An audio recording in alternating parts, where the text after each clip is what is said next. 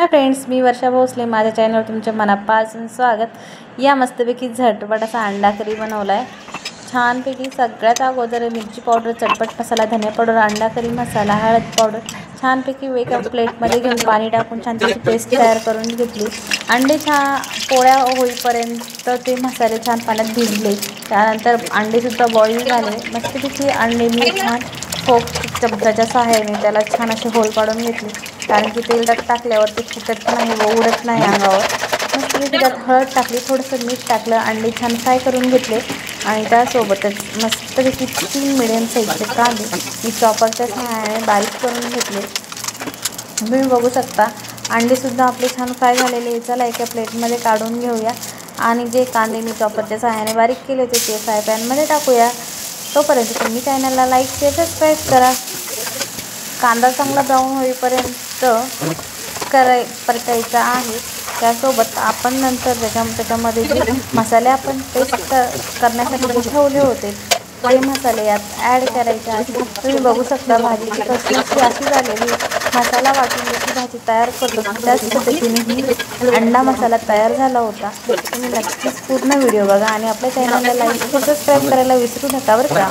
मस्तपैकी यात आपण आता 2 टमॅटो मी चॉपरमध्ये बारीक करून घेतले होते, चवीनुसार मीठ ॲड केलेलं आहे। मीठ गरजेनुसारच टाकायचं। आपण अंडे फ्राय करताना सुद्धा थोडंसं मीठ ॲड केलं होतं। तेल सुटेपर्यंत सगळी ग्रेव्ही मी परतवलेली आहे। त्यानंतर 2 मिडियम साईजचे टमॅटो घेतले, ते सुद्धा मसाल्यामध्ये ॲड करून घेतले व ते सुद्धा मऊसूत होईपर्यंत परतवले। त्याच्यावर मी 1 ते 2 अर्धा मिनिटभर झाकण ठेवलेलं आहे। नंतर गरजेनुसार पाणी ॲड केलेलं आहे।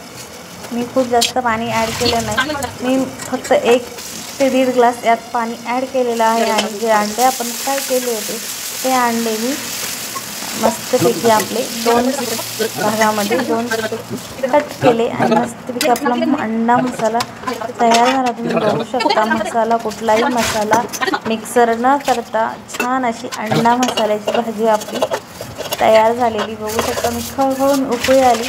यात आता आपण जे अंडे फ्राय केले होते ते 2 भागामध्ये कट करून घेऊया। तुम्ही बघू शकता आणि एक अंडा मी फ्राय न करताच ठेवलं होतं, त्याचे की मी 3 ते 4 तुकडे केले, मस्तपैकी टाकून दिले आणि फ्राय केलेले अंडेसुद्धा आता मी यात ॲड करणार आहे। तुम्ही बघू शकता मस्तपैकी सगळे अंडे मी यात टाकून दिले। अंडा मसाला आपला छान असा तयार झालेला आहे।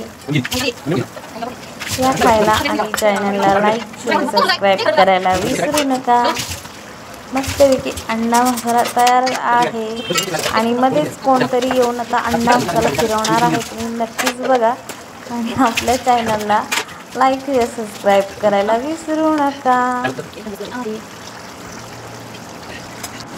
चला तर मग प्लेटमध्ये घेऊया मस्त गरमागरम अंडा मसाला आणि त्रिकोणी पराठा। या खायला लाईक शेअर सबस्क्राईब प्लीज।